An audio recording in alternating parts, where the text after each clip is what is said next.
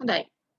ගිය සතියේ අපි අන්තිමට කතා කරමින් හිටියේ මේ ක්ෂුද්‍ර ජීවීන්ගෙන් වෙන බලපෑම් ගැන. මතක ඇති. නේද?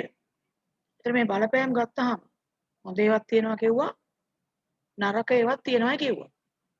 මොනවද මතක් කරොත් එහෙම මේ ක්ෂුද්‍ර ජීවීන්ගෙන් අපිට තියෙන හිතකර බලපෑම්. අපි ඒවා තමයි සටහන් කරමින් හිටියේ නේද? මට චුට්ටක් මේ පෙන්නන්නකෝ ඔයගොල්ලෝ ලියපු සටහන. ඔය කැමරාව එක ඔන් කරලා චුට්ටක් සටහනේ අන්තිම ටික බලන්න කැමරාවට ලං කරන්නකෝ. දැන් සමහර අය අර රූප අලවලා තියෙනවා මං කිව්වා රූප පුළුවන් නම් අලවන්න කියලා.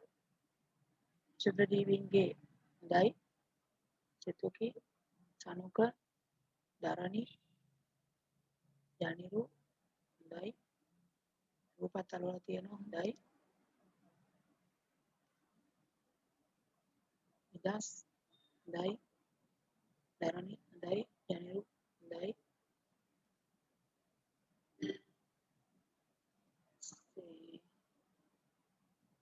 ගෙනුලි හොඳයි.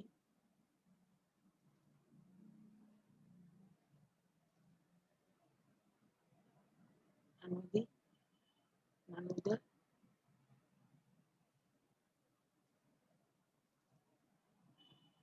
නිකිනි දැන් ගොඩක් අය කරලා තියෙනවා. චමල්ෂා හොඳයි.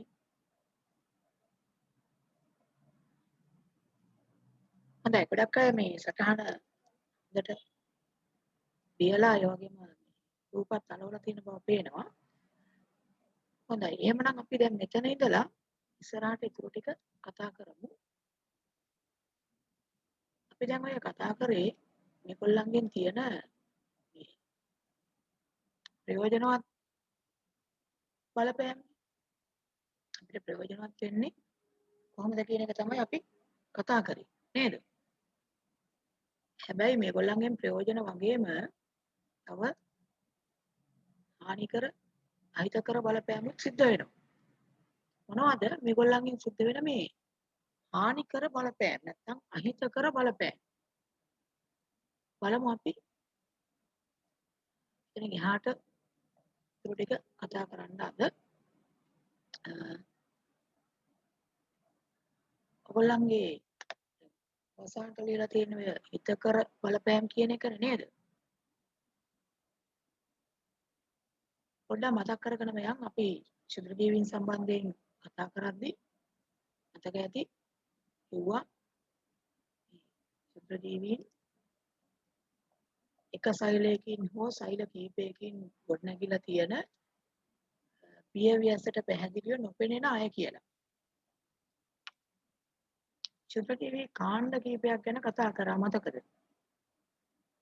බැක්ටීරියා ඒ වගේම මේ ප්‍රෝටෝසෝවා කියන වර්ගයට අයිති මෙයා ඇමීබාවේ ඒ වගේම තව දිලීර ඒ වගේම මේ ක්ලැමිඩමෝනස් කියන එකේන ඇල්ගී වර්ගයක් මේ ප්‍රෝටෝසෝවාවේ පැරමීසියම් මේ තියෙන පුස් එහෙම නැත්නම් දිලීර පාන් වල මියුකා කියන දිලීර වර්ගයේ මේ තියෙන්නේ ඒ විශාල කරාම පේන විදිය මේ කවුද මේගොල්ලෝ ටිකක් විශේෂයි කියලා කිව්වනේ මේ ඇත්තටම නම් ඉන්නේ කොරෝනා වෛරස් එක. ඔය තියෙන කොරෝනා වෛරස් එක. ඒකට වෛරස් කියන කට්ටියත් මේ අපි මේ යටතේ කතා කරනවා. නමුත් ඇත්තටම ගත්තොත් මේගොල්ලෝ මේ ජීවි අජීවි අතරමැදි ලක්ෂණ පෙන්눔 කරනවා. විශේෂයෙන්ම අජීවී ලක්ෂණ පෙන්නනවා වෛරස් කියන කට්ටිය. විවිධ හැඩ තියෙන වෛරස් ඉන්නවා කිව්වා. මේ වෛරස්මයි එක එක වර්ගයේ එක එක හැඩ තියෙන වෛරස් ඉන්නවා. ඒ වගේම අපි කිව්වා ඇන්ටන් වෙන් ඩීවන් තමයි මුලින්ම සරල අන්වීක්ෂයක් හැදුවේ කියලා. මේ තියෙන එයා හදපු සරල අන්වීක්ෂය. ඒ වගේම මේ පල්ලෙහා තියෙන එයා හදලා ඒකෙන් බලලා ඇඳපු රූප සටහන්. ඔය අපි අර කියපු මේ පැරමීසියම් වගේ අයත් ඒකේ දක්වලා තියෙනවා ඇඳපු රූපවල. ක්‍රියාකාරකම කලින් කරා මතක ඇති මේ පාන් වල පුස් මේ ගැන තමයි අපි ඊසරේ මුලින් පටන් ගන්නකොට කතා කරේ ඊස්ට් වල මේ ක්‍රියාකාරීත්වය මත මේ ශුද්ධ ජීවීන්ගේ ක්‍රියාකාරීත්වය අධ්‍යයනය කරේ. මේකත් අපි ගිය සතියේ කතා කරා මේ ක්‍රියාකාරකම ශුද්ධ ජීවීන්ගේ ක්‍රියාකාරීත්වය නිසා විශේෂයෙන් මේ ඊස්ට් වල ක්‍රියාකාරීත්වය නිසා හැදෙනවා කිව්වා කාබන් ඩයොක්සයිඩ් වායුවයි ඒ වගේම එතිල් මධ්‍යසාරයයි. මේ බැලුම පිම්බෙන්නේ කාබන් ඩයොක්සයිඩ් පිරීම නිසා කිව්වා. ඊළඟට ප්‍රයෝජනවත් වෙන අවස්ථාවක් විදිහට කිව්වා මේ බේකරි කර්මාන්තයේදී පිටි පිපීමට ඊස්ට් පාවිච්චියට ගන්නවා කිව්වා. ඒ නිසා බේකරි නිෂ්පාදන වලදී ඊස්ට් යොදා ගන්නවා. මේ තියෙන්නේ විකුණන්න තියෙන ඊස්ට්. මේවා තමයි අර බේකරි කර්මාන්තයේදී දාගන්නේ. මේ ඉන්නේ අන්වීක්ෂයෙන් ඊස්ට් වෙන ආකාරය. මේ තියෙන්නේ ඔය විවිධ අවස්ථාවලදී අපි ප්‍රයෝජනෙට ගන්නවා කියවනේ. ඉතින් මේ ප්‍රයෝජන කීපයක් මෙතන තියෙනවා. කිරිමු දවන්න, යෝගර්ට් නිෂ්පාදනයේට, චීස් නිෂ්පාදනයේට, බේකරි නිෂ්පාදනයේට, ප්‍රතිජීවක ඖෂධ හදන්න, ඒ වගේ දේවල් වලට මේ ශුද්ධ ජීවීන් පාවිච්චි කරනවා කියුවා. අද අපිට කතා කරන්න තියෙන්නේ ශුද්ධ ජීවීන්ගේ අහිතකර බලපෑම් ගැන. එතකොට ශුද්ධ ජීවීන්ගේ අහිතකර බලපෑම් ගත්තාම මූලික අහිතකර බලපෑම් දෙකක් හම්බ වෙනවා. එකක් ලෙඩ ඇති කරන එක, රෝග ඇති කිරීම. අනිත් එක තමයි ආහාර නරක් කිරීම. ඒකෙදිත් දැන් රෝග ඇති කිරීම මිනිස්සුන්ට, සත්තුන්ට, ශාකවලට මේ විදිහට මේගොල්ලෝ විවිධ අයට රෝග ඇති කිරීම සිද්ධ කරනවා. හොඳයි. අන්තිමට ඔයගොල්ලෝ මේ රූප ටික නේද හදලා තියෙන්නේ අහිතකර බලපෑම් කියන එක තියලා නැහැ නේද?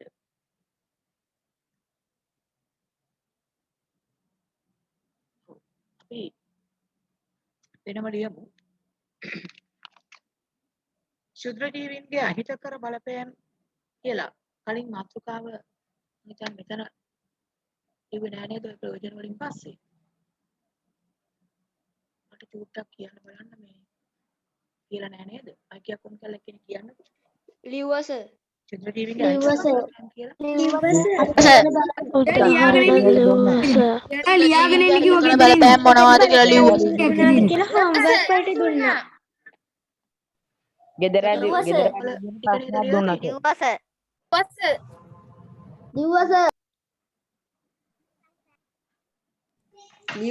හෝම්වර්ක් වලට ලියන්න දුන්නා. ගොඩක් ඇහෙනවා මදිනේ. සර් ප්‍රශ්නයක් දුන්නා. සර් හෝම්වර්ක් වලට ලියන්න දුන්න ප්‍රශ්නයක් දීලා සුද්ධ ජීවීන්ගේ අහිතකර බලපෑම් මොනවද කියලා. ගෙදර වැඩට දුන්නේ. ගෙදර වැට දුන්නේ නේද? හරි. බලමු මොනවද එතකොට අහිතකර බලපෑම් කියලා. දැන් මේකේ අපි ගත්තොත් එහෙම ප්‍රධාන අහිතකර බලපෑම් වර්ග දෙකක් කියලා මම කියවනේ. එකක් තමයි ඔය රෝග ඇති කරන එක. අනිත් එක තමයි ආහාර නරක කරන එක. එතකොට දැන් ඕගොල්ලෝ පොදුවේ ලියලා ඇති රෝග ඇති කිරීම, ඊට පස්සේ ආහාර නරක කිරීම, ඒ වගේ දේවල්. අපි මේක දැන් වෙන් කරලා ගත්තොත් මිනිස්සුන්ට රෝග ඇති කරන්න පුළුවන්. සත්තුන්ට රෝග ඇති කරන්න පුළුවන්. ශාකවලට රෝග ඇති කරන්න පුළුවන්. දැන් ඕගොල්ලෝ ලියපු උත්තරේ රෝග ඇති කිරීම, ආහාර නරක කිරීම, ශාක රෝග ඇති කිරීම, සතුන්ට රෝග ඇති කිරීම එහෙම ලියලා ඇති.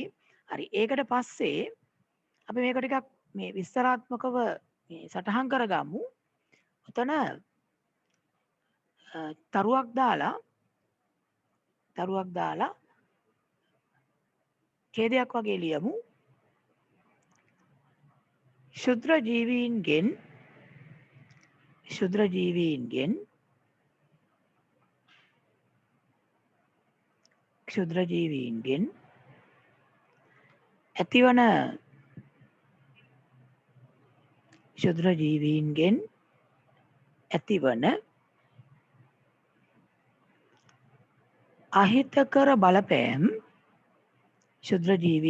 ඇතිවන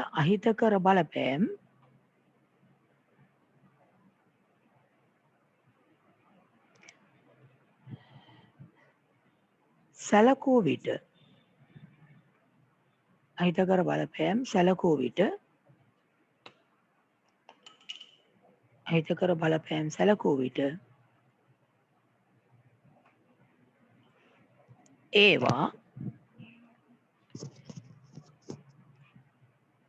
ඒවා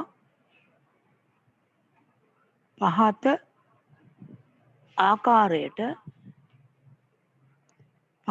ආකාරයට වර්ග කළ හැකි වේ. ඒවා පහත ආකාරයට වර්ග කළ හැකි වේ.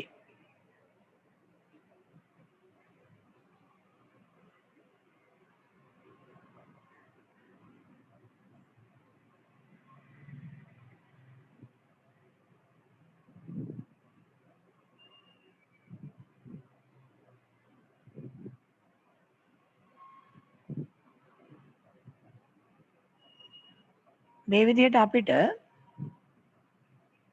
වර්ග කිරීමක් කරන්න පුළුවන්. අහිතකර බලපෑම් කියන එකක් තමයි දැන් රෝග ඇති කරනවා.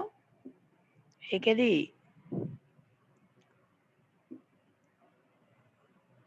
මුලින්ම රෝග ඇති කිරීම සහ මේ ආහාර නරක කිරීම කියලා දෙකට බෙදන්න පුළුවන්.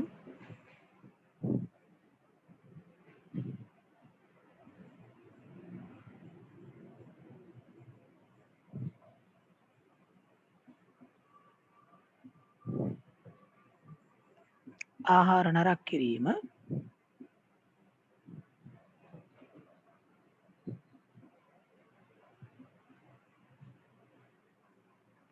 හැබැයි මේකෙදි ආහාර නරක කිරීම මේ රෝග ඇති කිරීම ආයේ කොටස් තුනකට අපිට වෙන් කරන්න පුළුවන්. මිනිසුන්ට රෝග ඇති කිරීම, සතුන්ට රෝග ඇති කිරීම, ශාකවලට රෝග ඇති කිරීම කියලා.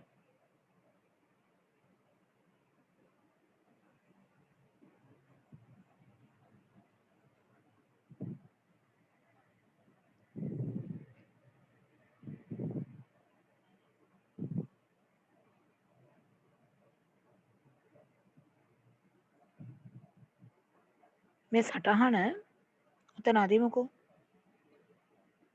සතුන්ට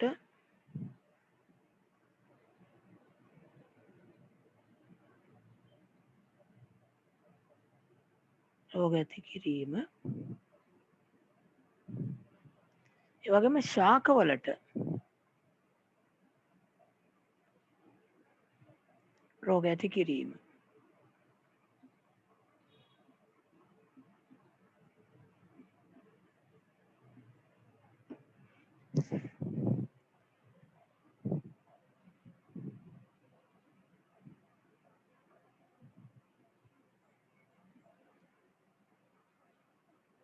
එතකොට මේකේ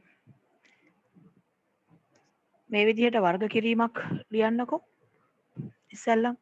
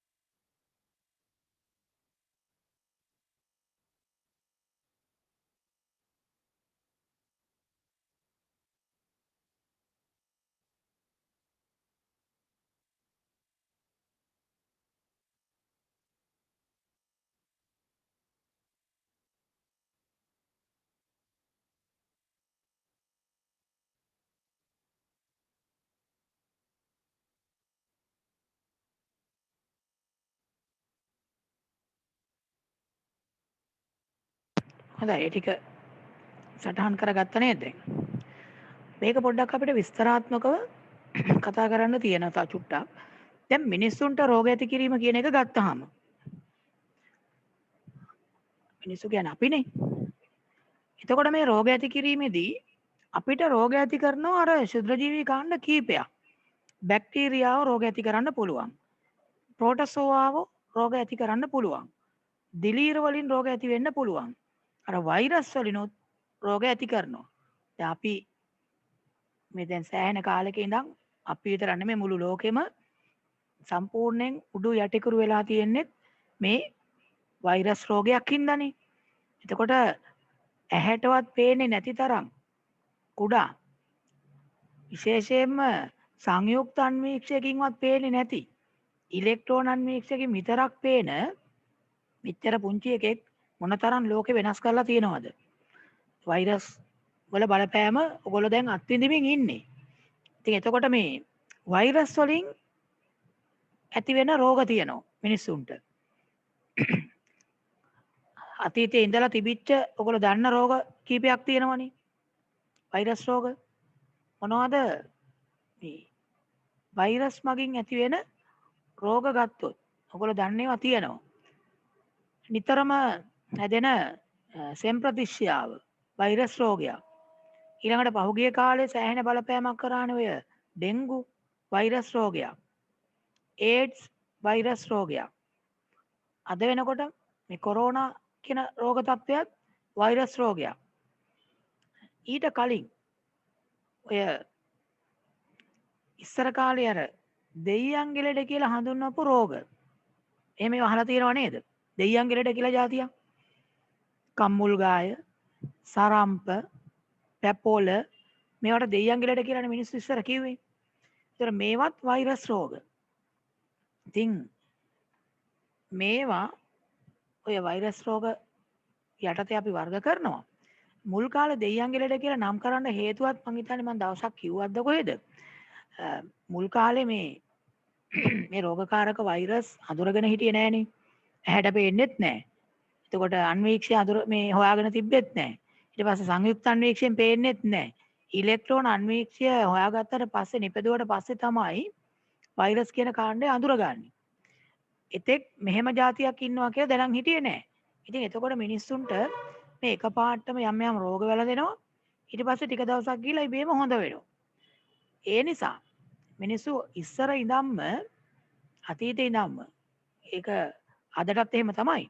මිනිස්සුන්ට තේරුම් ගන්න බැරි දේවල් ගොඩක් ඒවා බාර දීලා තියෙන දෙයියන්ටයි යක්ෂයන්ටයි. මිනිස්සුන්ට තේරුම් ගන්න බැරි දෙයක් වුණොත් එක්කෝ කියනවා මේක දෙවියන්ගේ වැඩක්. එහෙම නැත්නම් මේක යකෙක්ගේ වැඩක්. එතකොට මිනිහෙක් මේ ඉස්සර කාලේ හේතුවක් හොයාගන්න බැරුව මරුණාම කියන්නේ ඔය සමහරට රෑපානේ යනකොට කොහෙදී හරි මේ මිය ගිහින් ඉන්නවා බිම. ඉතින් හේතුවක් හොයාගන්න බෑනේ. ඊට පස්සේ කියනවා යකෙක් ගහලා කියලා. ඉතින් සමහර ලාවට අද දැන් නවීන තාක්ෂණයත් එක්ක මේ හෘදයාබාධයක් වෙන්න පුළුවන්. හෘදයාබාධයක් හදුනහමත් දැන් මොකක්වත් බාහිරින් පේන්නේ නැහනේ.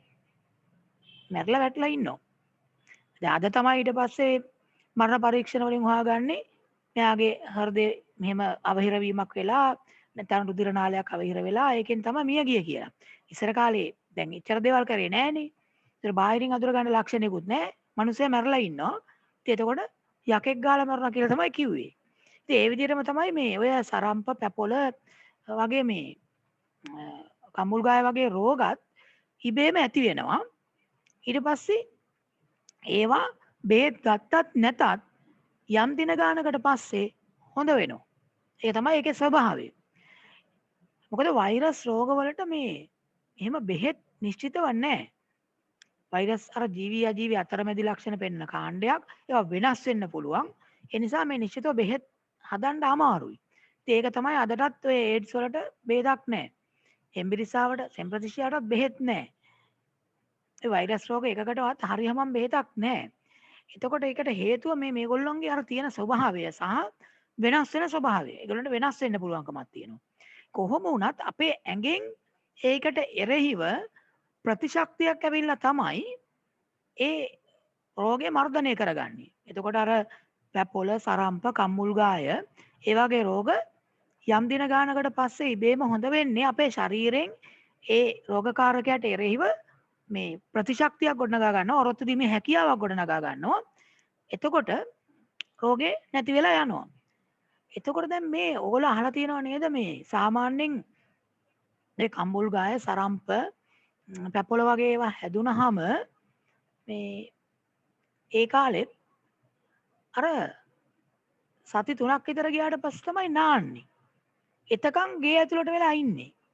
ඒ වගේම ඉස්සර කාලේ එහෙම රෝගයක් ගෙදර කාට හරි හැදිලා තිබ්බොත් එක්කෝ අර වත්තට ඇතුල් වෙන තැන ගොක් රෑනක් අදිනවා. ගොක්වල රෑනක් ඇදලා තියෙනවා. ඒක සංඥාවක්. මෙහෙම ලෙඩෙක් ඉන්නවා. දෙයියන්ගේ ලෙඩ හැදිච්ච කෙනෙක් ඉන්නවා කියලා තමයි පණිවිඩය දෙන්නේ. දෙයියන්ගේ ලෙඩ හැදිලා කියලා දැනගත්තාම කිසි කෙනෙක් එන්නේ නැහැ. මොකද ඒක බෝ වෙන්න පුළුවන් කියලා දන්නවා. ඒ නිසා එන්නේ නැහැ.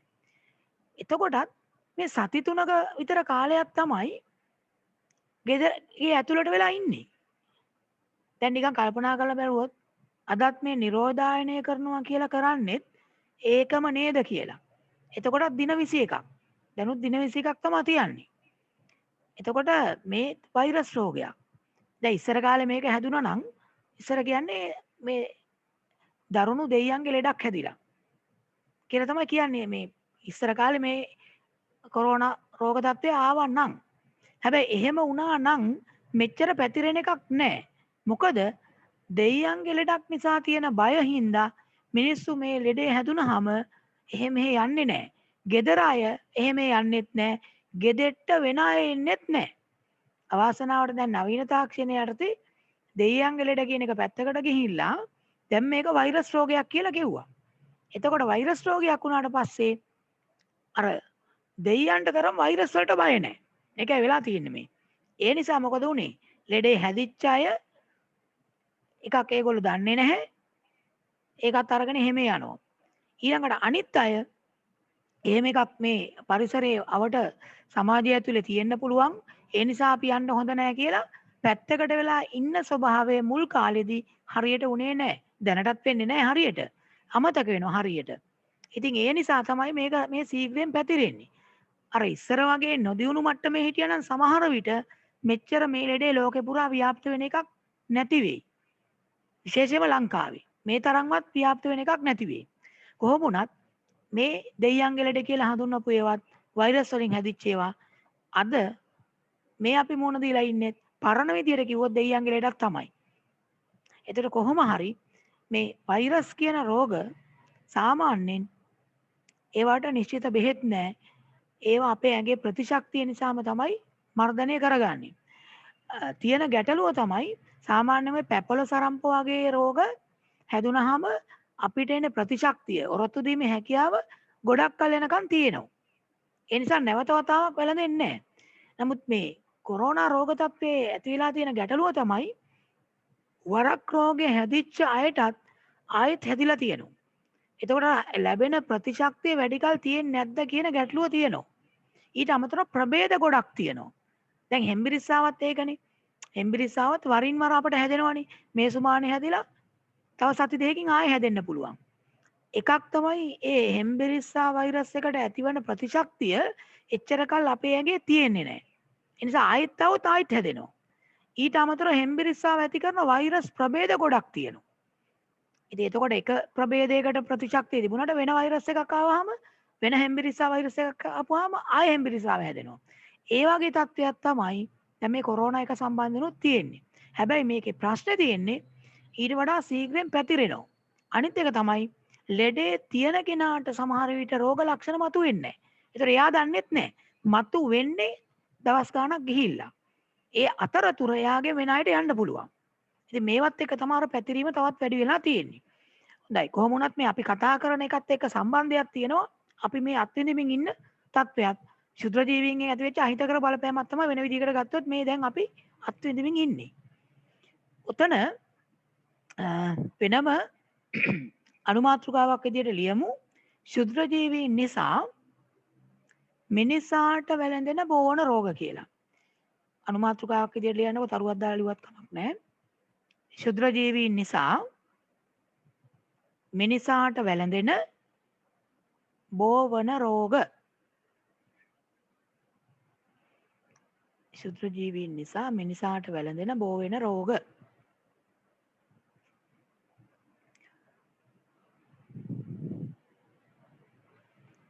හරි දැන් මේ මිනිස්සුන්ට හැදෙන බෝවෙන රෝගත් ශුද්‍ර ජීවීන්ගේ තියෙන බෝන රෝගත් ආයෙත් වර්ග කරන්න පුළුවන් අර ඒක බෝ කරන ඒක ඇති කරන ශුද්‍ර ජීවී කාණ්ඩය අනුව. ඔකේ යටතේ ලියමු මිනිසාට ඒක යටතේ ලියන්න මිනිසාට ශුද්‍ර ජීවීන්ගෙන් සෑදෙන මිනිසාට ශුද්‍ර ජීවීන්ගෙන් සෑදෙන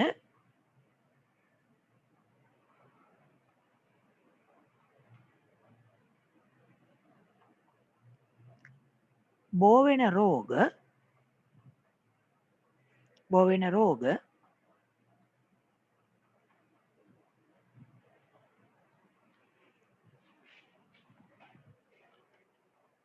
එය ඇති කරන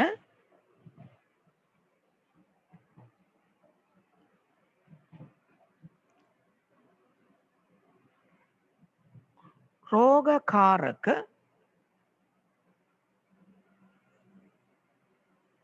එය ඇති කරන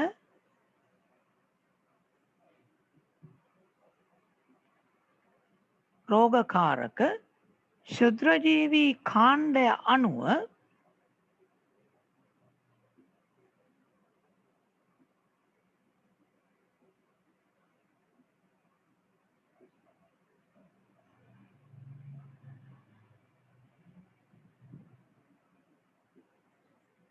එය ඇති කරන ශුද්‍ර ජීවී කාණ්ඩය අනුව නැවත වර්ග කළ හැකිය. නැවත වර්ග කළ හැකිය.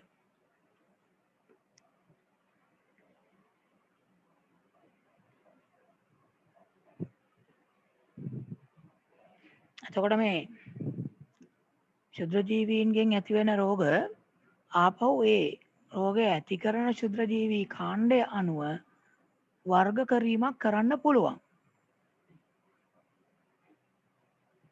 කොහොමද වර්ග කරන්නේ? එක කට්ටියක් තමයි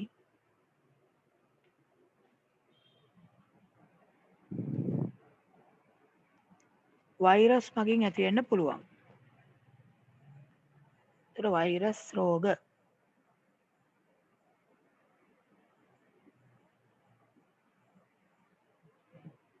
ඒ වගේම තව ඇති වෙන්න පුළුවන් බැක්ටීරියා මගින්. ඒවා බැක්ටීරියා රෝග.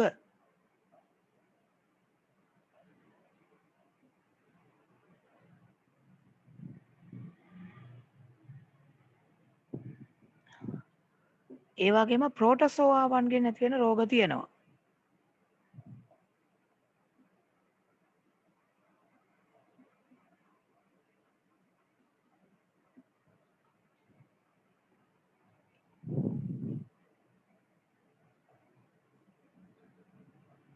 ඒ වගේම දිලීර මගින් ඇති වෙනවා දිලීර රෝග.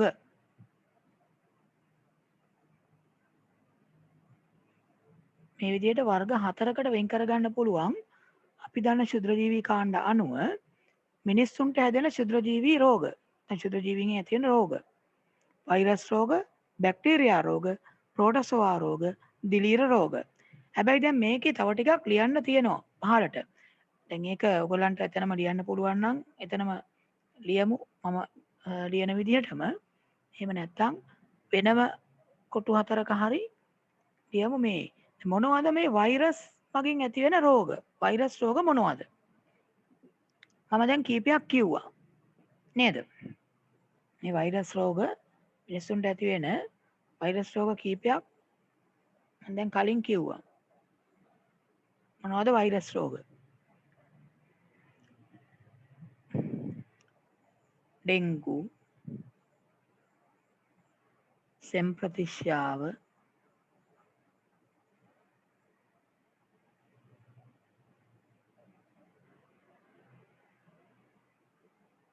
ඒඩ්ස්,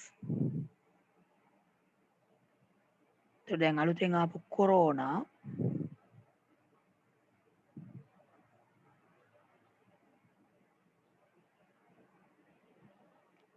කම්මුල්ගාය,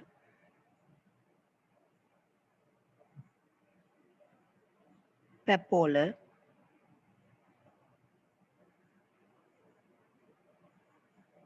සරම්ප ඒ වගේ ඒවා ගන්න පුළුවන්. ඒවා වෛරස් මගින් ඇතිවෙන රෝග. ඩෙංගු, සෙම්ප්‍රතිශ්‍යාව, ඒඩ්ස්, කොරෝනා, කම්මුල්ගාය, පැපොල, සරම්ප. ඒ වගේම දැන් බැක්ටීරියා මගින් ඇතිවෙන රෝගත් තියෙනවා. මොනවද? බැක්ටීරියා මගින් ඇතිවෙන රෝග. බැක්ටීරියා රෝග කීපයක් අපිට ලියන්න පුළුවන්. මොනවද ලියන්න පුළුවන්? බැක්ටීරියා මගින් ඇති වෙන එකක් තමයි ක්ෂය රෝගය.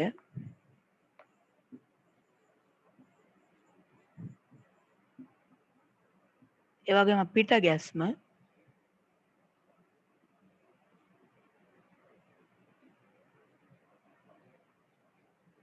මේ ඉස්සෙල්ලා එකේ මේ මට කියන්න බැරි වුණා. ඒ කියන්නේ ගොඩක් වර්ධින්න පුළුවන් හින්දා මේ ඒකත් ලියලා තියාගන්න. මේ වෛරස් මගින් ඇතිවෙන රෝගයක් තමයි ජල බීතිකාව. ඒ කියන්නේ මේ පිස්සු බලු රෝගය කියන්නේ ඒක බල්ලෝ ඇති කරන එකක් නෙමෙයි. වෛරස් රෝගයක්. බල්ලන්ගෙන් පැතිරෙන්න පුළුවන්. නමුත් රෝගය ඇති කරන්නේ වෛරස් එකක්. නිසා ඒකත් ලියලා තියාගන්න. මොකද ඕක දුන්නොත් ගොඩක් අය මේ පිස්සු බලු නේ ජල බීතිකාව ඇති කරන රෝගකාරකයා බල්ලා කියලා ලියයි. මේක බල්ලා නෙමෙයි. මේ රෝගකාරකයා වෙන්නේ. රෝගය ඇති කරන්නේ යා නෙමෙයි. යා රෝගේ පතුරවනවා විතරයි. ඒකත් ලියලා තියාගන්න. ජල බීතිකාව. ජල බීතිකාව කියන්නේ පිස්සු බලු රෝගය.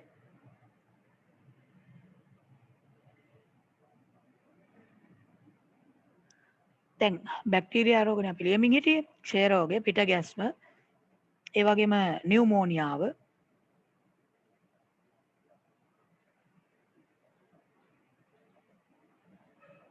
ආහාර විෂ වීම,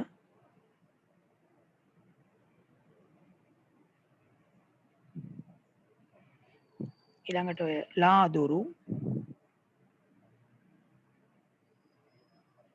උණ සන්නිපාතය,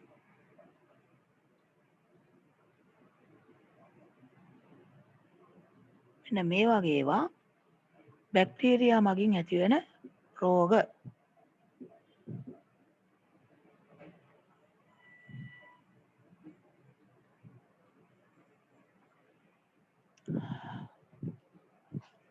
ඒක ඉස්සලා ලියන්නකෝ. ඒ වගේම ප්‍රෝටසෝවා මගින් ඇතිවෙන රෝග තියෙනවා. ඒ ප්‍රෝටසෝවා මගින් ඇතිවෙන රෝගයක් තමයි මැලේරියාව. දැන් මැලේරියාවත් වරද්ද ගන්න පුළුවන් අර මදුරුවා කියලා ලියයි. රෝග කාරකයා මදුරුවා නෙමෙයි. රෝග වාහකයා තමයි මදුරුවා කියන්නේ. රෝගේ එක්කෙනකින් තව කෙනෙකුට ගෙනියන එක්කෙනා තමයි මදුරුවා. ඇති කරන එක්කෙනා ඔය ප්ලාස්මෝඩියම් කියලා ප්‍රෝටසෝවාවෙක්. මැලේරියාව ඊළඟට ඔය ලීෂ්මානියාව කියලා බැරිමක්කගෙන් බෝ වෙන රෝගයක් තියෙනවා. ලීෂ්මානියාව.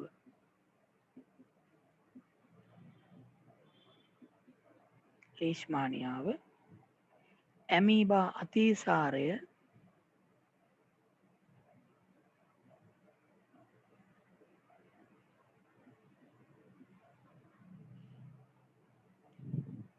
ඒ වගේ ඒවා මේ ප්‍රෝටසෝවා මගින් ඇතිවෙන රෝග.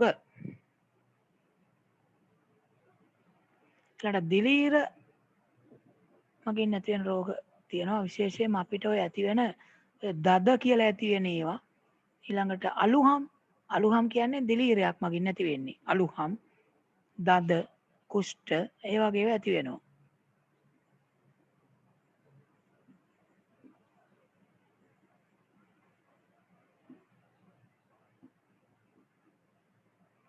ඒවා එතකොට අපිට ඇති වෙන්න පුළුවන් රෝග මේ ටික පොඩ්ඩක් තියාගන්න හරියට කල්පනාවෙන් මේ මොකද මේ රෝග පොඩ්ඩක් මතක තියාගන්න වෙනවා මොකද රෝග ටිකක් දීලා ඔයගොල්ලන්ට වෙන් කරන්න දෙන්න පුළුවන් මොන මොන රෝගකාරකයන්ගෙන්ද හැදෙන්නේ කියලා. නිසා චුට්ටක් එක මතකේ තියාගන්න වෙනවා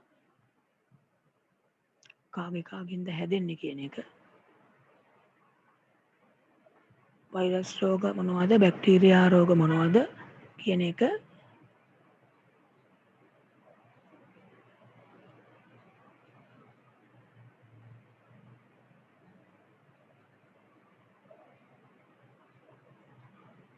ටික හරියට ලියා ගන්නකො බලන්න.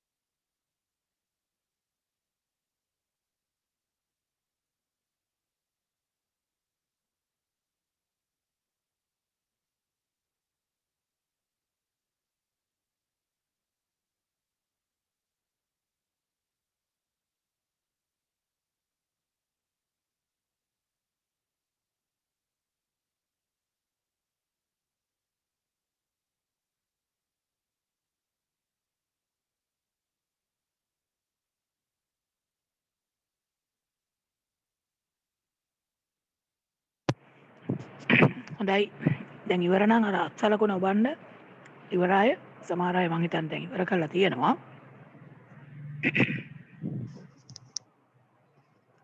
හොඳයි දැන් සෑහෙන පිරිසක් ඉවර කරපු බව දන්නනවා.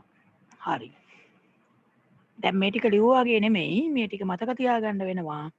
රෝග දුන්නොත් ලයිස්තුවක් ඒක වෙන් කරන්න දුන්නොත් බැක්ටීරියා රෝගද ප්‍රෝටසෝවා රෝගද දිලීර රෝගද කියලා වෙන් කරගන්න පුළුවන් වෙන්න ඕන. මේ තියෙන අපිට මිනිස්සුන්ට වැළඳෙන ක්ෂුද්‍ර ජීවීන්ගෙන් වැළඳෙන රෝග වර්ග කරොත් මේ විදිහට වර්ග කරන්න පුළුවන්. ඊළඟට මේ ක්ෂුද්‍ර ජීවීන් නිසා දැන් අපිට විතරක් නෙමෙයි සත්තුන්ටත් රෝග වැළඳෙනවා.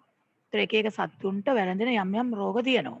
එකක් තමයි දැන් අර ඉස්සෙල්ලා මං කිව්වේ මේ දැන් ජල බීතිකාව.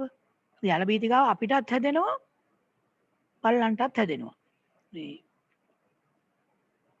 ජල බීතිකාව කියන එක බල්ලන්ට විතරක් නෙමෙයි සමහර තවත් සත්තුන්ට හැදෙනවා. මේ බලලුන්ට හැදෙනවා. බලලුන්ට හැදෙනවා. වඳුරන්ට හැදෙනවා. පල්ලන්ට හැදෙනවා. ඒ විතර නෙමෙයි වවුලන්ටත් හැදෙනවා. පිස්සු වවුල්ලෝ ඉන්නවා. පිස්සු බල්ලෝ ඉන්නවා. පිස්සු බලල්ලෝ ඉන්නවා. පිස්සු වඳුරොත් ඉන්නවා. එක්කම ජල බීතිකාව තමයි. ඒක වෛරස් රෝගයක්. එතකොට එක එකක්. ඊළඟට තව හැදෙනවා මේ ගවයින්ට හැදෙනවා මුඛ හා කුර රෝගය කියලා එකක්. මුඛ හා කුර රෝගය කියලා එකක් හැදෙනවා. ඊළඟට එළදෙනුන්ට හැදෙනවා බුරුළු ප්‍රදාහය කියලා එකක්. බුරුළු ප්‍රදාහය කිරි ලබා ගැනීමේ ගැටලු මතුවෙනවා. බුරුළු ප්‍රදාහය කියලා එකට කියන්නේ ඒක ඉදිමෙනවා. මේ ඒක එළදෙනුන්ට හැදෙන එකක්.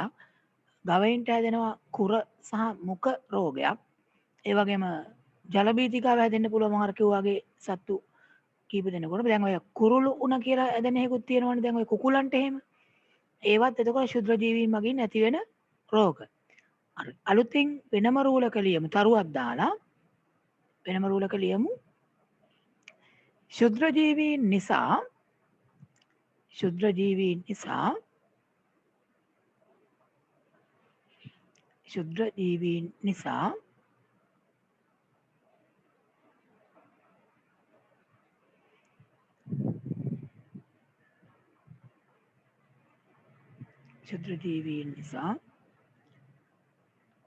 සතුන්ටද යම් යම් රෝග වැළඳේ. සතුන්ටද යම් යම් රෝග වැළඳේ.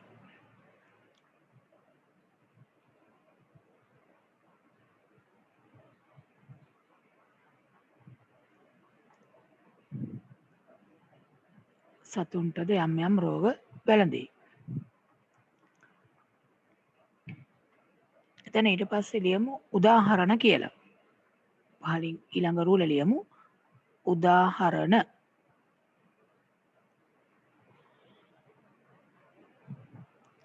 උදාහරණ කීපයක් අපි එතන සටහන් කරගමු මොනවද කියලා.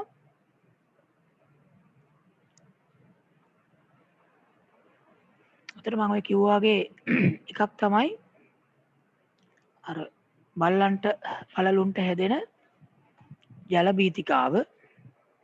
උදාහරණ කියලා ලියමු. තරු දාලා ලිව්වත් කමක් නැහැ.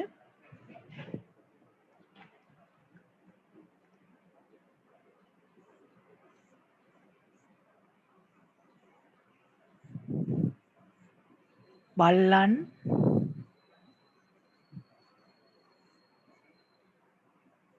බලලුන් වඳුරන් වවුලන්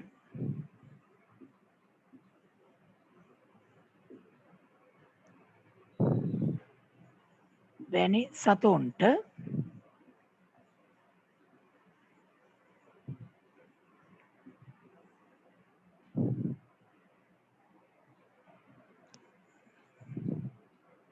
සෑදෙන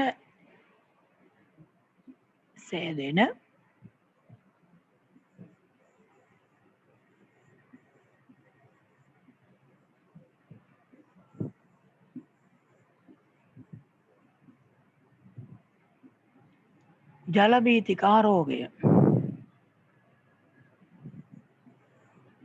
එතකොට පිස්සු බල රෝගය කියලා කිව්වට මේ බල්ලන්ට විතරක් නෙමෙයි හැදෙන්නේ. ගොඩක් අයට හැදෙනවා. එතකොට පිස්සු බලල් රෝගය, පිස්සු වඳුරු රෝගය, පිස්සු වවුලු රෝගය එහෙම ඕනනම් කියන්න පුළුවන්. හරි. ජල බීතිකාව කියලා අපි පොදුවේ කියන්නේ. වෛරස් රෝගයක් මේක. ඊළඟට තව එකක් තමයි ගවයින්ට වැළඳෙන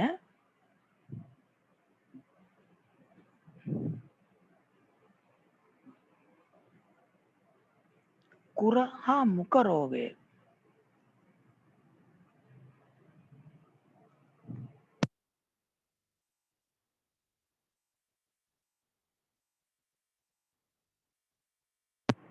කුර හා මුඛ රෝගය.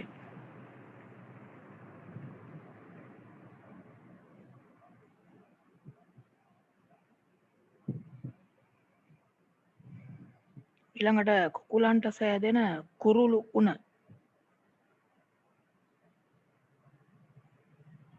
පක්ෂීන්ටත් හැදෙන්න පුළුවන්.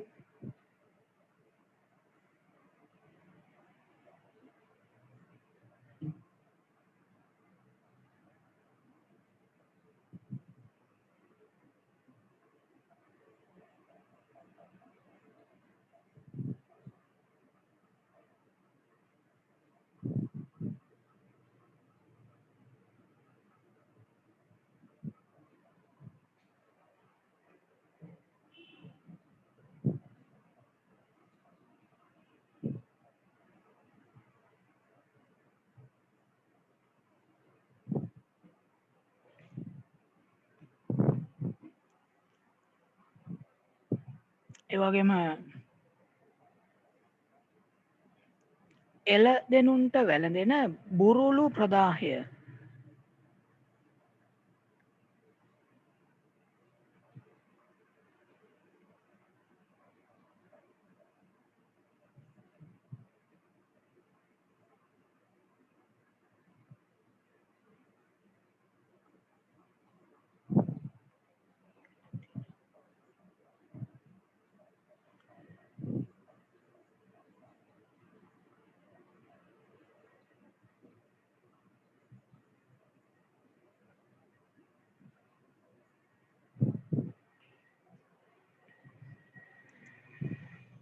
කිරි නිපදවන මේ ස්තන ග්‍රන්ථි ඉදිමීමක් වෙනවා බුරුළු ප්‍රදාහය කියන එක පැළඳීමත් එක්ක.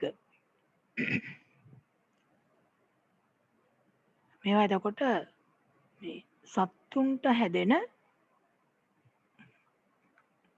ක්ෂුද්‍රජීවී රෝග.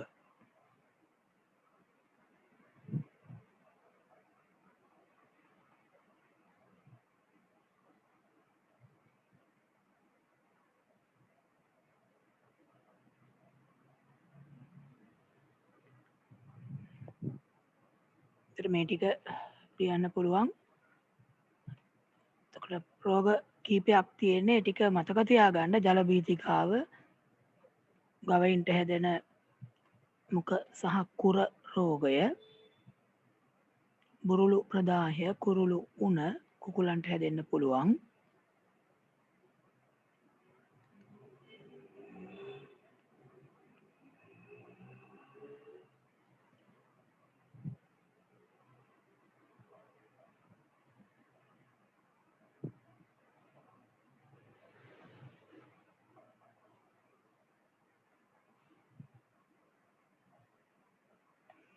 හරිද දැන් අපිට හැදෙන ක්ෂුද්‍රජීවී රෝග තියෙනවා. ඒ වගේම ඔය සතුන්ට හැදෙන ක්ෂුද්‍රජීවී රෝග තියෙනවා. ඊට පස්සේ මොනවද මේ ශාකවලට හැදෙන රෝග කියලා බලමු. එන ශාකවලටත් යම් යම් රෝග වැළඳෙනවා ක්ෂුද්‍රජීවීන් නිසා. එකක් තමයි ඔය මෙයා අර්ථාපල වල අංගමාරය කියලා රෝගයක් හැදෙනවා. ඒකෙන් අල කුණු වෙන්න පුළුවන්. ශාකය මේ කොළ දුමුරු පාට වෙලා විනාශ වෙන්න පුළුවන්. ඒ වගේම අර්ථාපල අලය කුණු වෙන්න පුළුවන්. ඒකට කියන්නේ අංගමාරය කියලා. දිවීර මගින් ඇති වෙන රෝගයක්. ඊළඟට පත්‍ර විචිත්‍ර රෝගය කියලා එකක් හැදෙනවා. පැපොල් ගස් ලැබු ගස් වලට කොළ දැකලත් ඇති ඔයගොල්ලෝ නිකන් කොළ මේ ඇකිලිලා ගිහිලා තියෙනවා. ඒ කොළ ඇකිලිලා ගිහින් තියෙන්නේ මේ පත්‍ර විචිත්‍ර රෝගය වැළඳීම නිසා.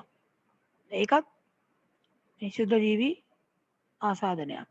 ඊළඟට මිරිස් වල එහෙම ඇති වෙනවා කොළ කොඩ වීම කියලා රෝගයක්. ඒකෙදිත් අර කොළ නිකන් හැකිලිලා කුඩා වෙලා යනවා. දැන් බහුලව තියෙන එකක් නේ එළවලු ඔය පළතුරු ගස්වල අර මේ පිටිපුස් රෝගය කියලා එකක්. පිටි වගේ නිකන් බැඳිලා තිනවා දැකලා ඇතිනේ. ඒතර එළවලු ටිකක් මොනවා හරි එළවලු වර්ගයක් වැවුවොත් එහෙම අර පිටි බැඳිලා වගේ බැඳෙනවා. පළතුරු වලත් හැදෙනවා මේ peer ගස් ලැබු ඒ වගේ ඒවාත් හැදෙනවා. මේකට කියන්නේ පිටිපුස් රෝගය. මේකත් අර මේ වගේ ක්ෂුද්‍රජීවී රෝගයක්. අලුතෙන් තරුවක් දාලා වෙනම ලියමු. ක්ෂුද්‍රජීවීන් නිසා ශාකවලට වැළඳෙන රෝග කියලා. ක්ෂුද්‍රජීවීන් නිසා ශාකවලට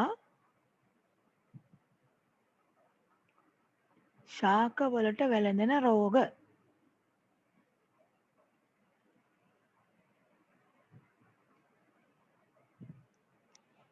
ක්ෂුද්‍රජීවීන් නිසා ශාකවලට වැළඳෙන රෝග.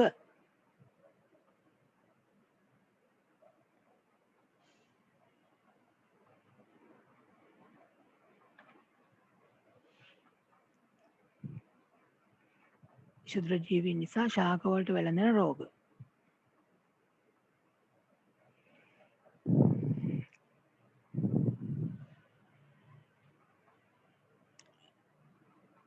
ඒක යටතේ පොඩ්ඩක් ලියමු.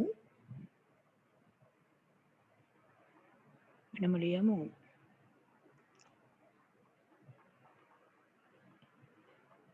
ශුද්‍ර ජීවීන් මගින් ඒක යටතේ ලියන්න පොඩ්ඩක් ඡේදයක් වගේ. ශුද්‍ර ජීවීන් මගින් මාතෘකාවක් විදිහට ලිව්වා ශුද්‍ර ජීවීන් නිසා ශාකවලට වැළඳෙන රෝග කියලා. ඊට පස්සේ ඒක යටතේ ලියන්න ශුද්‍ර ජීවීන් මගින්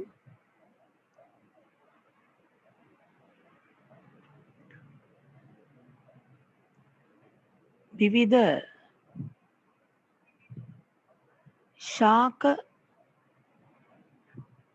වලටද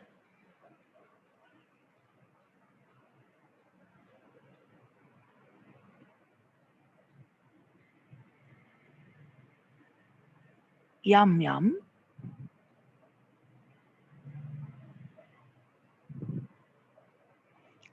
රෝග වැළඳෙයි. යම් යම් රෝග වැළඳෙයි.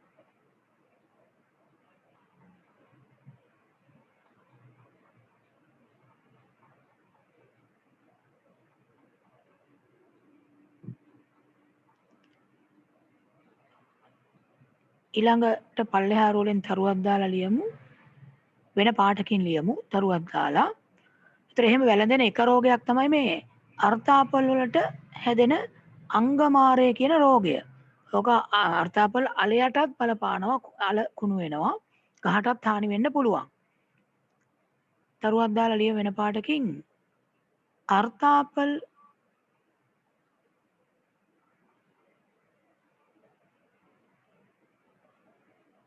ශාකවලට අර්ථාපල් ශාකවලට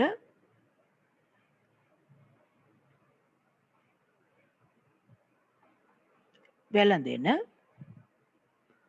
අර්ථාපල් ශාකවලට වැළඳෙන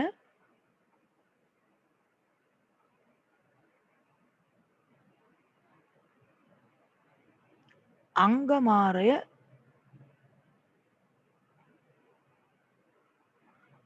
අර්ථාපල් ශාකවලට වැළඳෙන අංගමාරය එක රෝග තත්ත්වයක්. ගස්වලට හැදෙන ක්ෂුද්‍රජීවී රෝගයක්. අංගමාරය.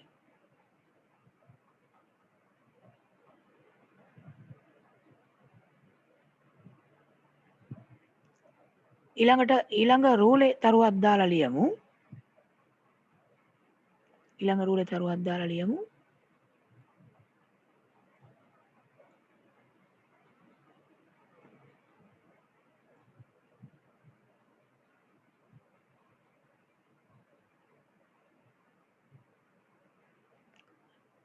පැපොල් ශාකවලට වැළඳෙන පැපොල් ශාකවලට වැළඳෙන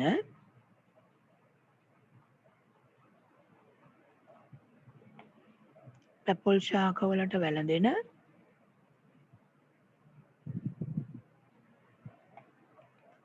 පත්‍ර විචිත්‍ර රෝගය.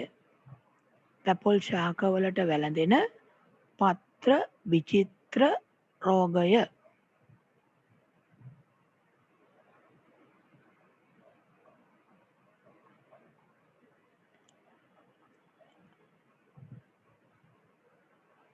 පැපොල් ඒ වගේම දුම්කල ශාකවලටත් මේක හැදෙන්න පුළුවන්. පැපොල් ශාකවලට වැළඳෙන පත්‍ර විචිත්‍ර රෝගය. ඒ වගේම එළවලු පළතුරු ශාකවලට වැළඳෙන තුන්වෙනි තරුව දාලා ලියන්න. එළවලු පළතුරු ශාකවලට වැළඳෙන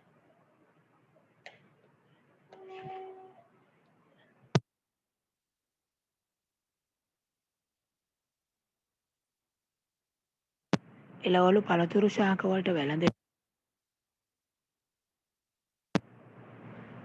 පිටිපුස් රෝගය. පිටිපුස් රෝගය. අර පිටි බැඳිලා වගේ හැදෙන තත්ත්වය. පිටිපුස් රෝගය.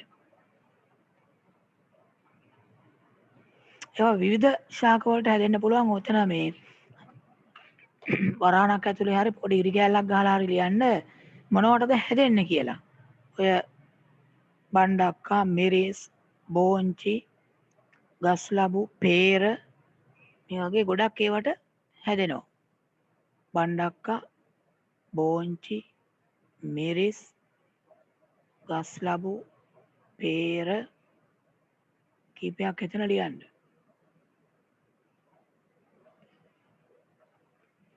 පිටිපුස් රෝගය කියන එක.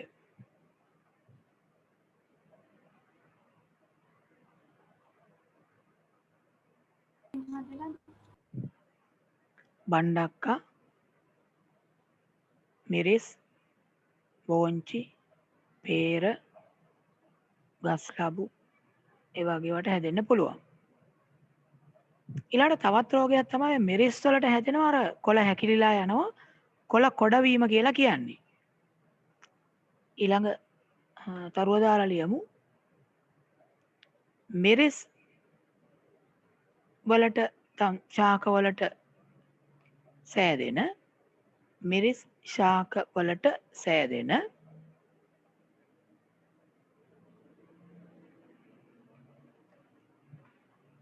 මිරිස් ශාක වලට සෑදෙන කොළ කොඩවීමේ රෝගය. කොළ කොඩවීමේ රෝගය. කොළ හැකිලිලා යනවා කොළ කොඩවීම කියලා එකට කියන්නේ. මිරිස් වලට සෑදෙන කොළ කොඩවීමේ රෝගය.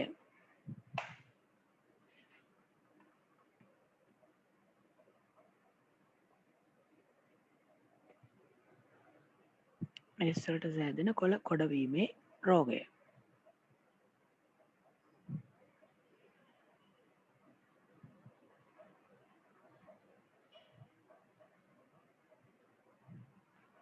මේවා එතකොට ශුද්‍රජීවීන් නිසා ශාක වලට වැළඳෙන රෝග. ඔය ඔක්කොම එතකොට රෝග තත්වයන් මිනිස්සුන්ට හැදෙනවා, ශාක වලට හැදෙනවා, සත්තුන්ටත් හැදෙනවා. දැන් ඊට පස්සේ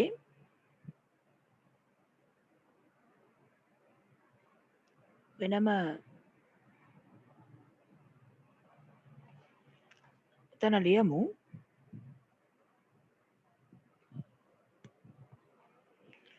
අලුත් රූලක ලියමු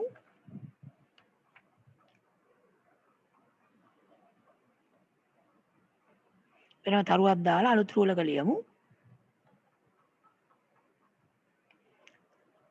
ශුද්‍රජීවීන් නිසා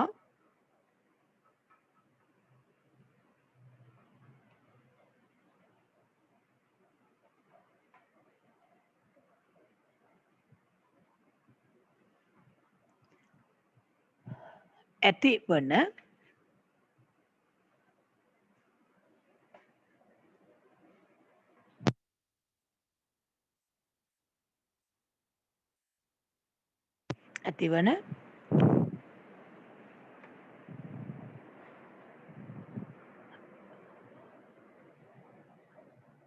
අනෙක් ප්‍රධාන අහිතකර බලපෑම වන්නේ තියෙන අනෙක් ප්‍රධාන අහිතකර බලපෑම වන්නේ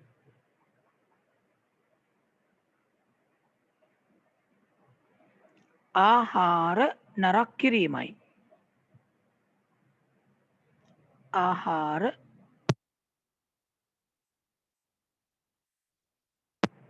නරක් කිරීමයි.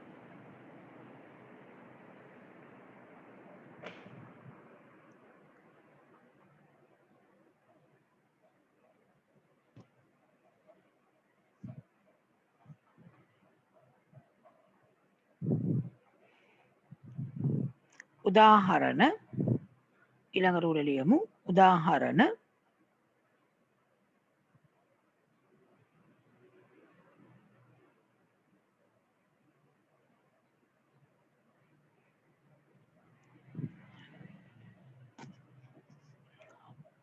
පාන් කේක් ආදිය මත පාන් කේක් ආදිය මත පුස් සෑදීම පාන් කේක් ආදිය මත පුස් සෑදීම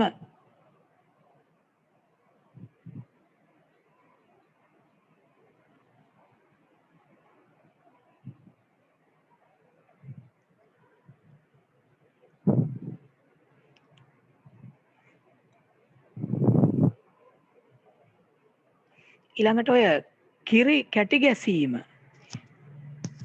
ඊළඟ ඒ ආහාර නරක් වීමටම උදාහරණයක් කිරි කැටි ගැසීම කිරි ටිකක් වැඩි වෙලාවක් තිබ්බොත් එimhe කැටි ගැහෙනවා ඒ කියන්නේ නරක් වෙන්න පටන් ගන්නවා කිරි කැටි ගැසීම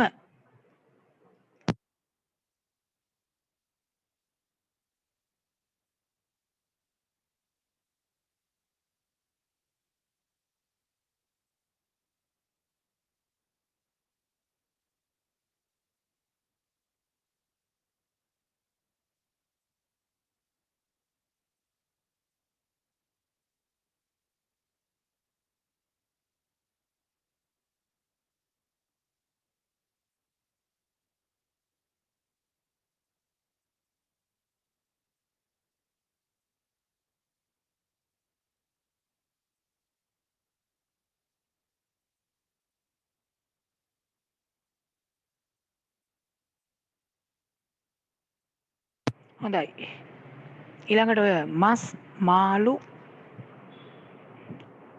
මාළු ආදිය නරක් කිරීම මස් මාළු ආදිය නරක් කිරීම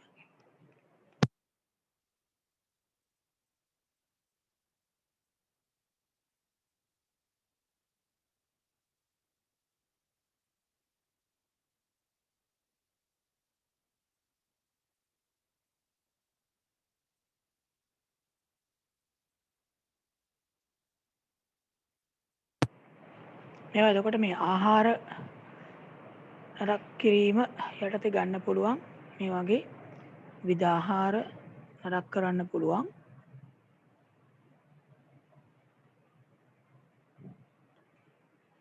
ඊට අමතරව පළතුරු එළවලු මතත් පුස් හැදෙන්න පුළුවන් නරක් කරන්න පුළුවන් ඔය කැරට් ඊළඟට අර්ථාපල් ඊළඟට විවිධ පළතුරු ගස් ලැබු ඒ වගේ ඒවත් ශුද්‍ර ජීවීන් නිසා නරක් වීම සිද්ධ වෙනවා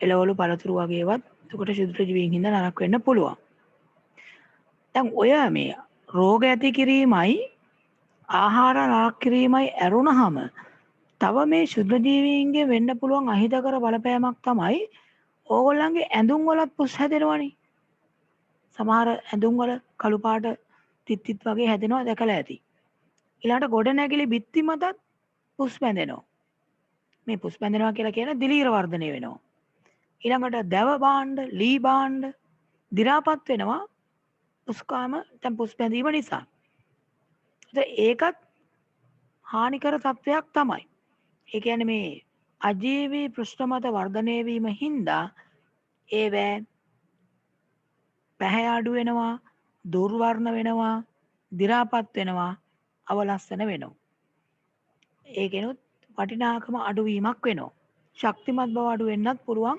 දි รา පත් වීමෙන් නම් වෙනම තරුවක මේ තරුවක් දාලා ඒක ලියලා තියන්න වෙනම තරුවක් දාලා ලියමු ශුද්‍ර ජීවීන් මගින්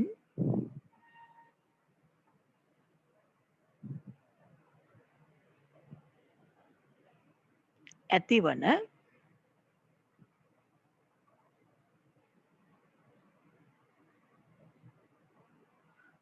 ප්‍රධාන බලපෑම් දෙකට අමතරව ප්‍රධාන අහිතකර බලපෑම් දෙකට අමතරව ශුද්‍ර ජීවීන් මගින් ඇතිවන ශුද්‍ර ජීවීන් මගින් ඇතිවන ප්‍රධාන අහිතකර බලපෑම් දෙකට අමතරව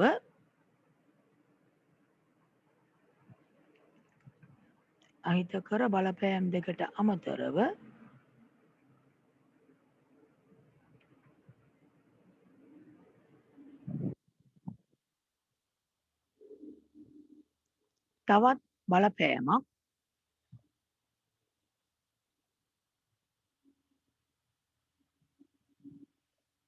හඳුනාගත හැකිය. තවත් බලපෑමක් හඳුනාගත හැකිය.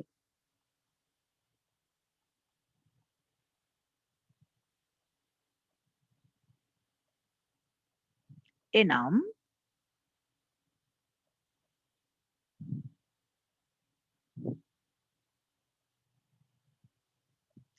අජීවී පෘෂ්ඨ මත අජීවී පෘෂ්ඨ මත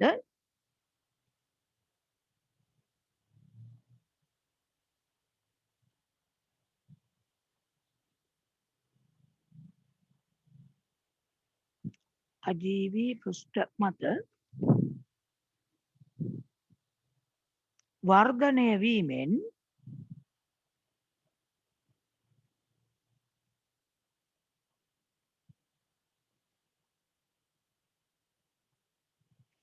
අජීවී පෘෂ්ඨ මත වර්ධනය වීමෙන්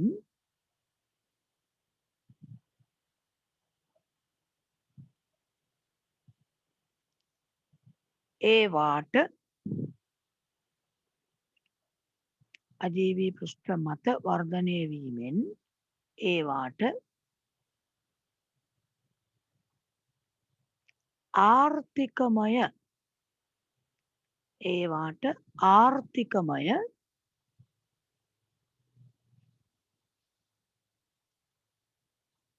ඒවාට ආර්ථිකමය හානි සිදුවීමයි. ඒවාට ආර්ථිකමය හානි සිදුවීමයි. නිසල් ඔය අතේ තියෙන එක ඇහි යනි ඒවාට ආර්ථිකමය හානි සිදුවීමයි. එතකොට මේකෙදී වෙන්න පුළුවන් දේවල් තමයි හැඳුම් පුස්කෑම හින්දා පාවිච්චි කරන්න බැරුව යනවා. ගොඩනැගිලි බිත්තිවල පුස් බැඳීමෙන් දිලීර වර්ධනයෙන් ඒවා දුර්වර්ණ වෙලා යනවා. අවලස්සන වෙනවා. දැව මත දිලීර හැදීමෙන් ඒවා දි รา පත් වෙනවා. උදාහරණ විදිහට කීපයක් ලියමු. ආර්ථිකමය හානි සිදුවීමයි කියලා ලියලා උදාහරණ කියලා ලියන්න. උදාහරණ ගොඩනැගිලි බිත්ති දුර්වර්ණ වීම. ගොඩනැගිලි බිත්ති දුර්වර්ණ වීම.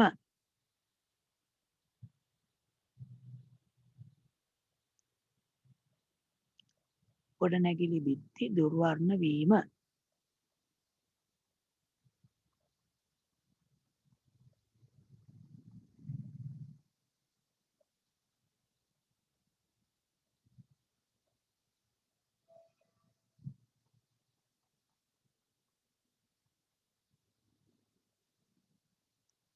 ගොඩනැගිලි බිත්ති දුර්වර්ණ වීම.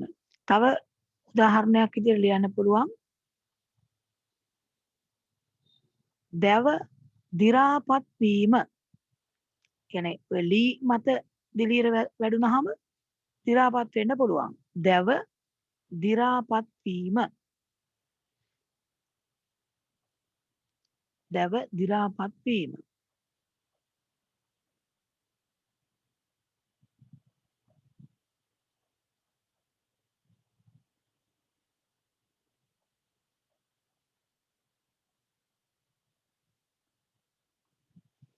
ඊළඟට දැන් ඔය ඇඳුම් වල පුස් හැදුනහම මොකද වෙන්නේ? ඇඳුම් අවලස්සන වෙනවා, පාවිච්චි කරන්න බැරුව යනවා. විශේෂයෙන්ම සුදු ඇඳුම් වල එහෙම පුස් බැඳුනහම එකක් කියන්න පුළුවන් ඇඳුම් අවලස්සන වීම. ඇඳුම් වල පුස් හැදුනහම ඒක වෙන්න පුළුවන් ඇඳුම් අවලස්සන වීම. ඒකත් උදාහරණයක් විදිහට ලියන්න.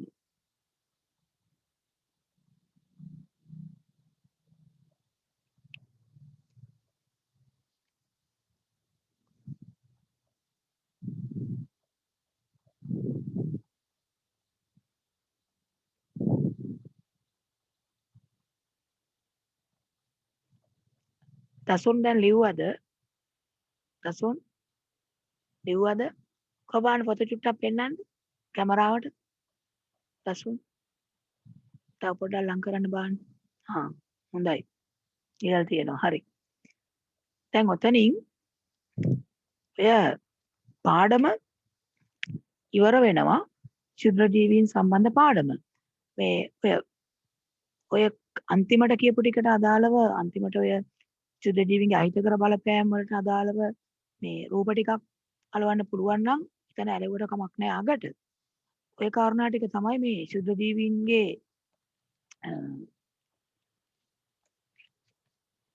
බලපෑම් නැත්නම් වැදගත්කම් කියන පාඩම යටතේ අපිට කතා කරන්න තියෙන්නේ.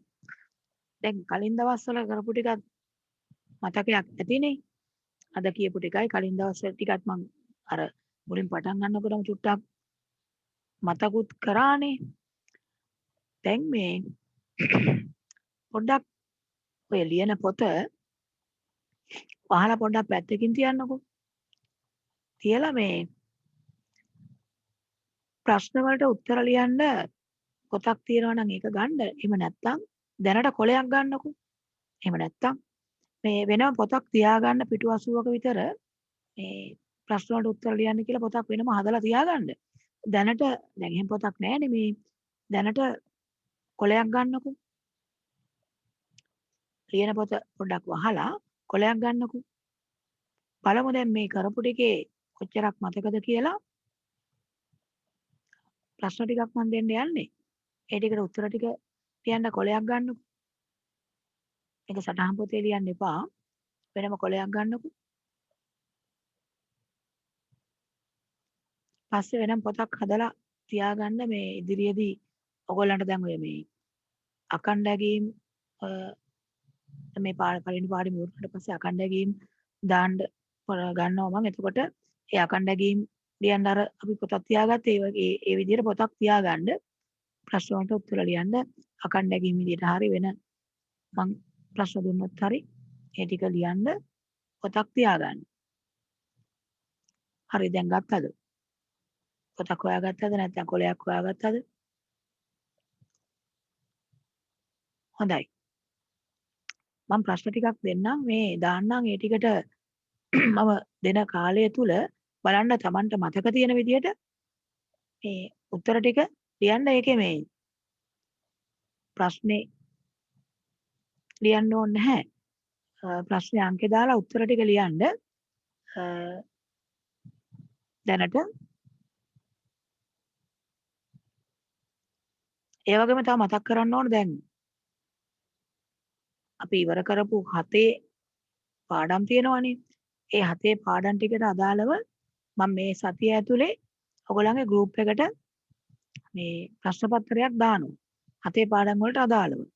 එතකොට ඒක ඒ ප්‍රශ්න පත්‍රයේ උත්තර ටික ලියලා ඔයගොල්ලෝ ඒක මේ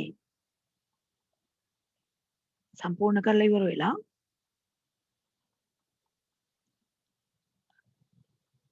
මේ මාසේ ඇතුළත ගෙනත් දෙන්න ක්ලාස් එකට.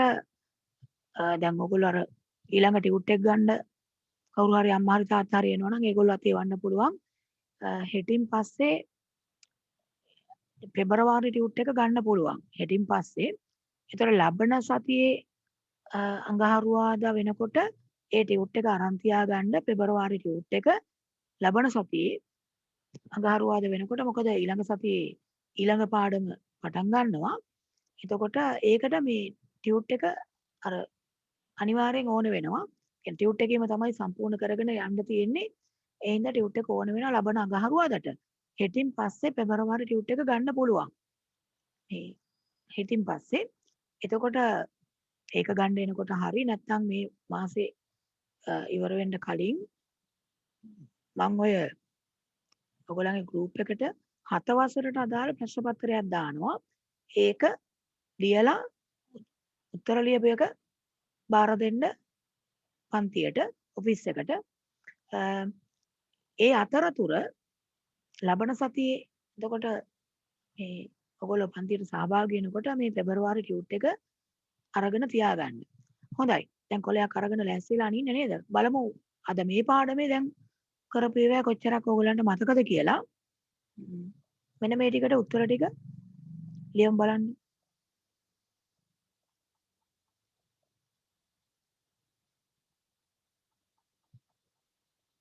මේකේ මේ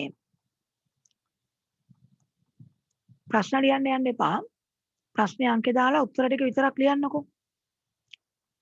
මම මේ ඕනනම් මේකත් පස්සේ දාන්නම් ගෲප් එකට.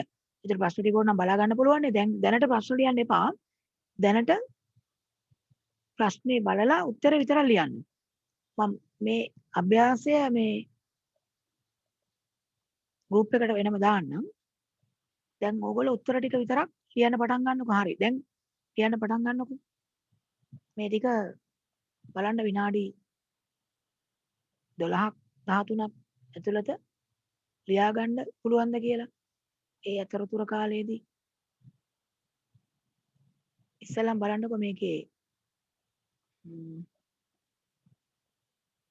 පළවෙනි ප්‍රශ්න 3 මේ 3 ලියන්නකො බලන්න. 1 2 3 ප්‍රධාන ප්‍රශ්න 3. 1 2 3 කියන්නේ පළවෙනි ප්‍රශ්න කොටස් 3 විතරක් නෙමෙයි. ප්‍රධාන 1 2 3 ප්‍රශ්න 3. ලියන්න බලන්න.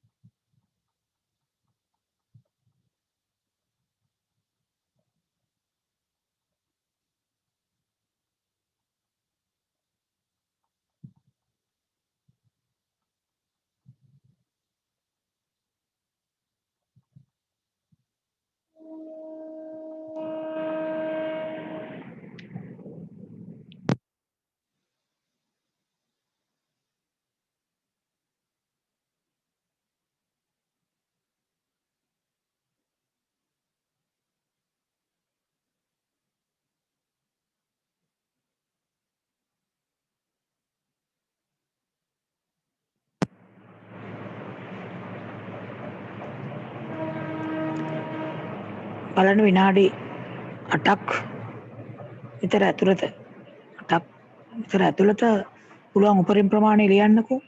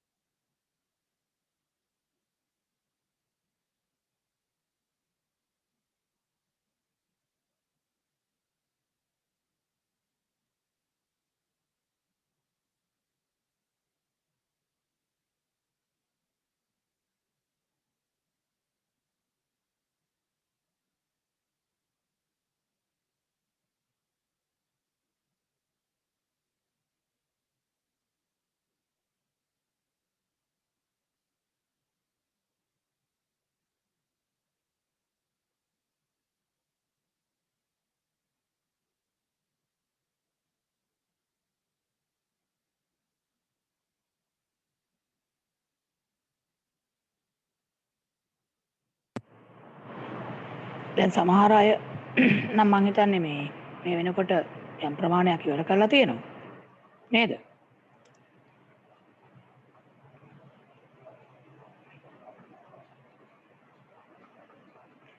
ප්‍රශ්න තුනම බලන්න ඉවර කරන්න. දැන් සමහර අය ඉවර නම් ඕගොල්ලෝ අර අත්සලකුණ ඔබන්න ප්‍රශ්න තුන ඉවර නම් සමහර අය ඉවර කරලා තියෙනවා.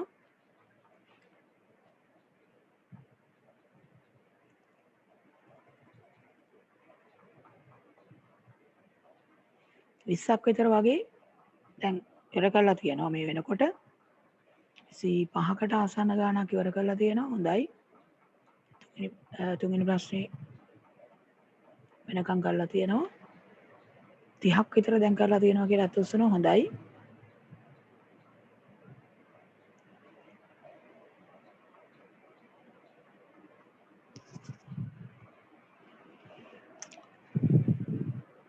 හොඳයි 40ක් විතර දැන් කරලා තියෙනවා. සෑහෙන පිරිසක් කරලා තියෙනවා. හොඳයි. බලන්න අනිත් අයත් ඉක්මනින් ඉවර කරන්න තව විනාඩි 2කින් විතර වගේ.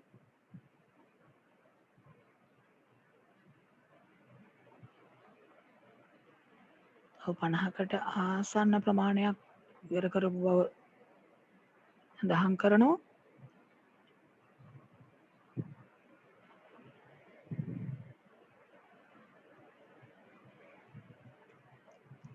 ඔව් දැන් 50ක් විතර ඉවර කරලා තියෙනවා. හොඳයි.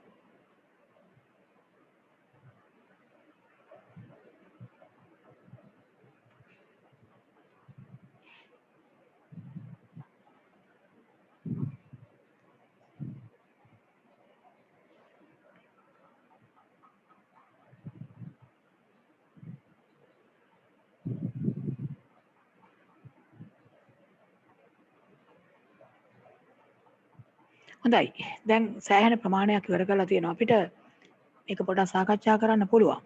මේ ටික දැම්මම සාකච්ඡා කරලා බලමුකෝ. පළවෙනි එකේ අහන්නේ ශුද්‍ර ජීවීන් යනු කවුරුන්දයි කෙටියෙන් පහදන්න කියලා. ශුද්‍ර ජීවීන් කියන්නේ කවුද කියලා කෙටියෙන් පැහැදිලි කරන්න කියනවා.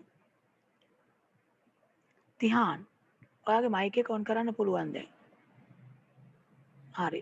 මොකද්ද ශුද්‍ර ජීවීන් කියන්නේ? කියන්න බලන්න පුතා. ඔව් කියන්න. ශුද්‍ර ජීවීන් කියන්නේ මයික් එක ඔන් කරලා කියන්න. හරි. සෛලයකින් හෝ සෛල කිහිපයකින් ගොඩනැගී ඇති පියවියසට පැහැදිලි නොපෙනෙන ජීවීන් ශුද්ධ ජීවීන් ලෙස හැඳින්වේ. හොඳයි පුතා. හොඳයි. හරි. මේ තනි සෛලයකින් හරි සෛල කීපයකින් හරි ගොඩනැගිලා තියෙන පියවියසට පැහැදිලිව නොපෙනෙන ජීවීන් තමයි ශුද්‍ර ජීවීන් කියලා කියන්නේ. ඊට පස්සේ කියනවා මේ ඔවුන් ජීවත් වෙන පරිසර අහනවා. සිනින්දු ඔයාට මයික් එක ඔන් කරන්න පුළුවන් මම හිතන්නේ දැන්.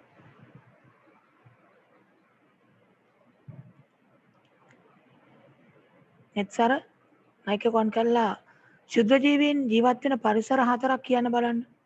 කොහෙද ඉන්නේ මේගොල්ලෝ? ඔව්. පොල් වතුර, හොඳයි.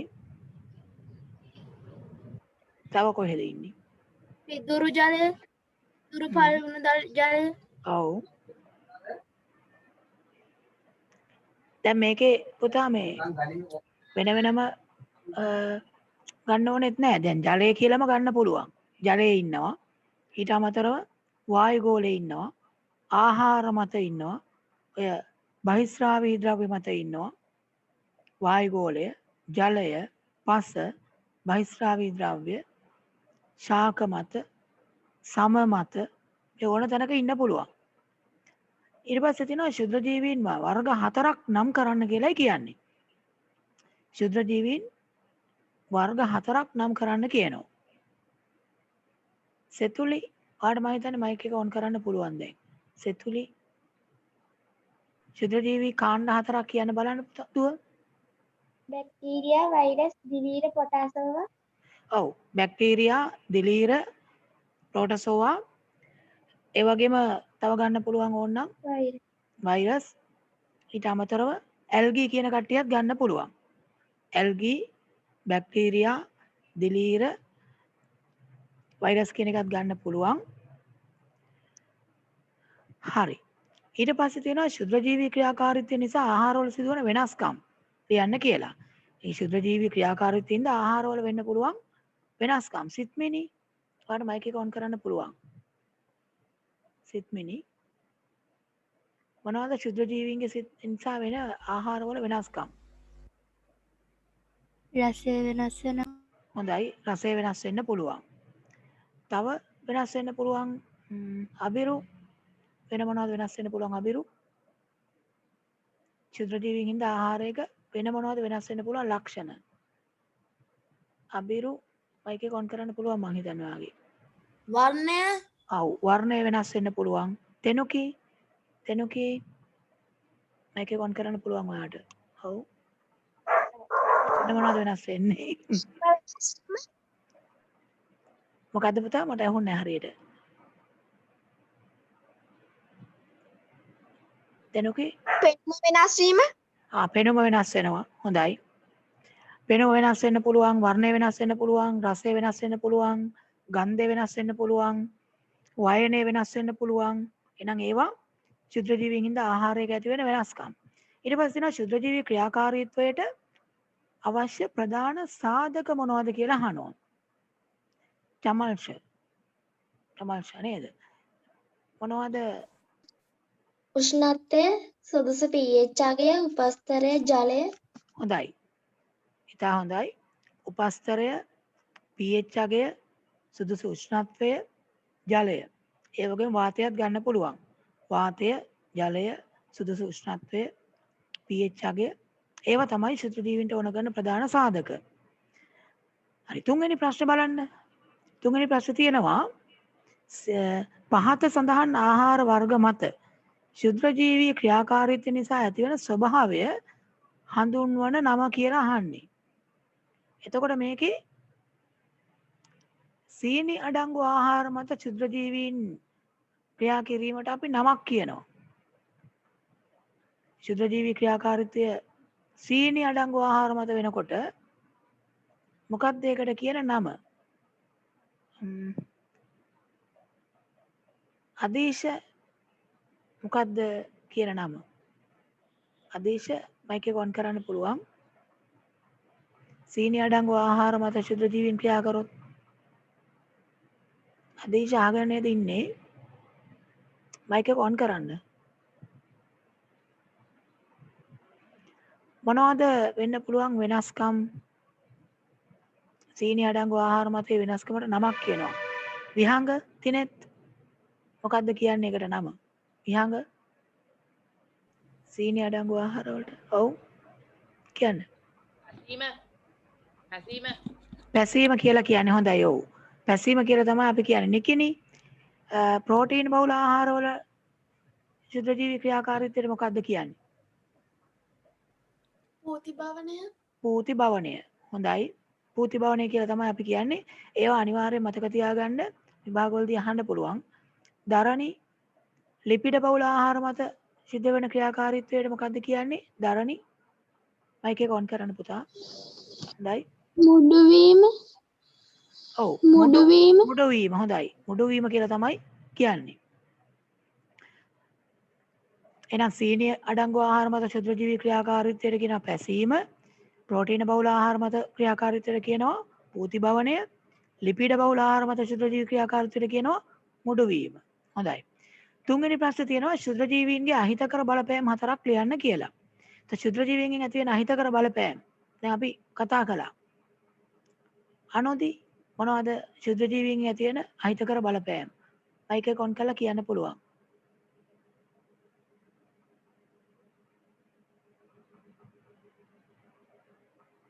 කිරිමිද වීමට. අහිතකර බලපෑම් අනේ අහිතකර නේද? ඔව් හරි. කිරිම දාන්න පුළුවන්. හොඳයි. ජනේරු හිතකර බලපෑමක්. ජනේරු මයික් එක ඔන් කරලා කියන්න පුළුවන්. ශුද්‍රජීවීන් ඇති වෙන හිතකර බලපෑමක්. ඔව් කියන්න.